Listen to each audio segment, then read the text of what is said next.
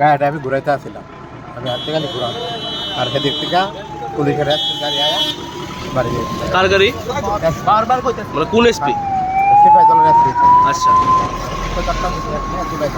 কোন জায়গাতে ঘটনা? এটা লকডাউন বিশালগড় লকডাউন বাজার বাইপাস নেই, একটা মানে আপনার গাড়ির সঙ্গে কেউ আহত হয়েছে নি? না, ওই এসপির গাড়িতে কে ছিল?